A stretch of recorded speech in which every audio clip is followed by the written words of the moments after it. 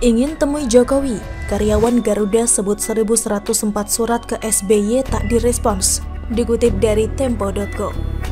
Sebelum kita lanjut, jangan lupa subscribe dan nyalakan loncengnya agar Anda menjadi yang pertama mendapatkan informasi dari jurnal terupdate. Karyawan PT Garuda Indonesia Persero Tbk berharap bisa bertemu langsung dengan Presiden Jokowi untuk menyampaikan langsung duduk permasalahan yang membeli perusahaan plat merah tersebut. Maskapai itu terancam berhenti beroperasi karena berada di ambang kebangkrutan. Kami berharap bisa ketemu langsung dengan Pak Jokowi untuk menyampaikan semuanya, ujar Ketua Harian Serikat Karyawan Garuda Indonesia atau Sekarga, Tommy Tampati, pada Tempo Kamis 15 Juli 2021. Para karyawan Garuda Indonesia yang tergabung dalam Serikat Bersama Garuda Bersatu atau Sekber juga berharap Presiden Jokowi segera merespons surat mereka terkait langkah penyelamatan flag carrier tersebut. Kami berharap Presiden Jokowi bisa membuat perbedaan setelah Presiden sebelumnya, Susilo Bambang Yudhoyono, tidak menjawab keluhan para karyawan maskapai penerbangan milik negara tersebut. Di era Pak SBY, kami kirimkan 1.104 surat laporan, tapi tidak satu pun yang direspon, katanya. Sebanyak 102 surat, ujar Tommy, dikirim langsung ke Istana Negara, lalu 1 surat diantar ke Cikeas, dan 1.000 surat dikirim via pos. Kami pakai kirim lewat kantor pos karena kami sudah tidak percaya lagi dengan orang-orang di istana saat itu, tuturnya. Saat itu para karyawan meminta agar pemerintah menindaklanjuti permasalahan di dalam tubuh Garuda. Tidak ada respon, malah saat itu saya dihadiahi surat PHK, ucap Tommy. Sebelumnya diberitakan Sekarga, Asosiasi Pilot Garuda atau APG dan Ikatan Awak Kabin Garuda Indonesia atau IKAGI yang tergabung dalam Sekber mengirimkan surat ke Presiden Jokowi.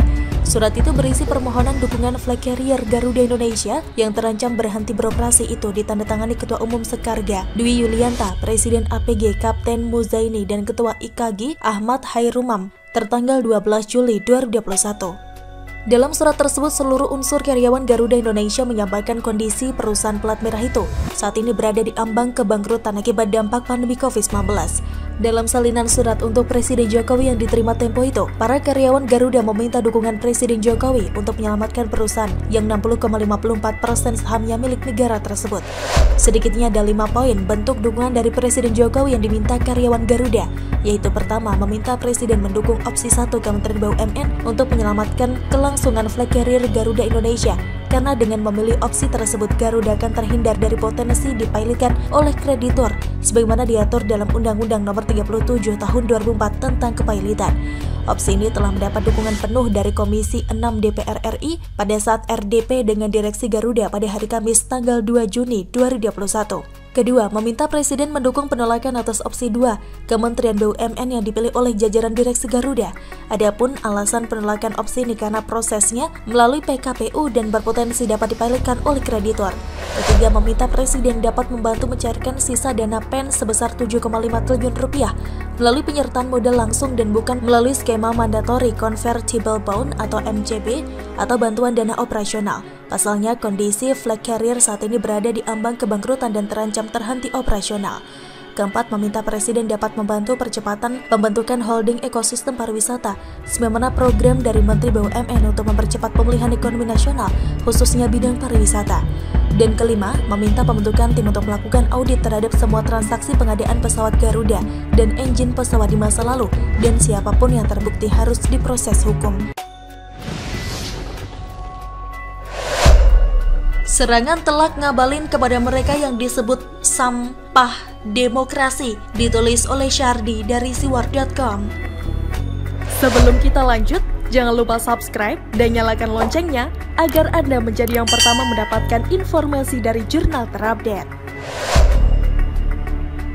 Tenaga ahli utama kantor staf presiden atau KSP Ali Mokhtar Ngabalin mengatakan bahwa pemerintah saat ini memiliki pekerjaan ganda. Selain bekerja melawan COVID-19, pemerintah juga bekerja melawan pihak-pihak yang berupaya memprovokasi masyarakat terkait pandemi COVID-19. Selain pemerintah itu betul-betul punya konsentrasi melawan COVID-19 ini dan varian baru, tapi kita juga punya kerja besar melawan itu, melawan manusia-manusia yang tidak punya perasaan, tidak punya perikemanusiaan, yang hari-hari bekerja memprovokasi masyarakat, kata Ngabalin. Sebuah sentilan yang sangat menohok. Benar sekali memang, pemerintah selalu repot menghadapi gerombolan tak ada otak seperti ini.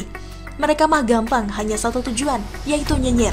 Mereka hanya perlu model muka tembok setebal badak atau buaya, lalu teriak seolah sudah jadi orang paling benar, munah. fake kelas kakap. Di satu sisi pemerintah sibuk menangani pandemi dan juga ingin menggencarkan vaksinasi agar kehidupan kembali normal. Tapi di sisi lain ada sekelompok orang yang memprovokasi dan membuat konspirasi sesat. Parahnya sebagian dari mereka adalah penceramah agama. Dengan jahatnya mereka membuat kontroversi yang memecah belah pemikiran masyarakat. Ada banyak yang termakan hasutan SAMPAH seperti itu, hingga vaksinasi pun lebih lambat dari target. Artinya pemerintah kerja double. Satu, menangani pandemi. Kedua, menangani sampah tak berguna yang hanya bikin panas situasi. Konsentrasi pemerintah terpecah dua. Gimana mau maksimal kalau fokus terbelah seperti itu? Beberapa hari lalu Luhut pernah meminta semua pihak agar kompak karena semua sudah lelah.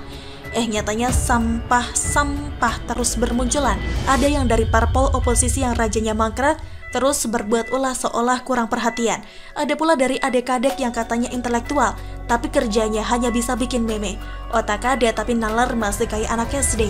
Belum lagi kadrun-kadrun parasit yang terus menebar berbagai macam hoax agar rakyat terus membangkang terhadap pemerintah. Apalagi penceramah agama, seolah sudah paling suci, tapi tetap tampil arogan dengan konspirasi aneh. Ngabalin menyayangkan pihak-pihak yang memiliki ilmu pengetahuan tinggi, namun menggunakan ilmunya untuk mempengaruhi masyarakat agar tidak percaya dengan pemerintah. Menurutnya, itu adalah sampah demokrasi. Yang berita hoax begitu gencar-gencarnya pemerintah sedang bekerja keras, tapi ada orang-orang yang punya ilmu, orang-orang terhormat, orang-orang yang punya pengetahuan, tapi ilmu pengetahuannya itu dipakai membuat di ruang publik, kemudian mempengaruhi massa untuk tidak percaya kepada pemerintah. Ujung-ujungnya mendesak pemerintah dengan lockdown, ujung-ujungnya meminta presiden mundur. Ujarnya, ini manusia-manusia yang abang bilang manusia-manusia SAMPAH demokrasi, sampah yang ada bertebaran di ruang publik. Jadi kita itu bekerja double. Jadi kerja itu terasa capek, tidak hanya melawan COVID, tapi itu melawan manusia-manusia yang punya peradaban rendah. Makanya, abang bilang itu manusia warga negara kelas kambing, kata Ngabalin. Coba lihat di sekeliling kita, hoax atau narasi sesat yang berkaitan dengan pandemi atau vaksin sebetulnya sudah mulai menyebar luas. Tidak sedikit yang mulai percaya, bahkan yakin ini adalah ulah dari orang-orang yang seperti Ngabalin bilang, SAMPAH demokrasi atau warga negara kelas kambing. Negara ini terlalu banyak orang yang sangat pintar mengambil keuntungan di setiap masalah. Apalagi pandemi yang skalanya lebih masif, lebih banyak yang mengambil kesempatan ini, entah itu memprovokasi agar terjadi perlawanan terhadap pemerintah, mencari muka dengan memposisikan diri sebagai pahlawan, atau bahkan menebar hoax dan narasi BUSUK agar negara ini chaos. Ilustrasinya begini, bayangkan kalian mengendarai mobil sambil pelototin layar HP, beranikah kalian mengendarai dengan kencang?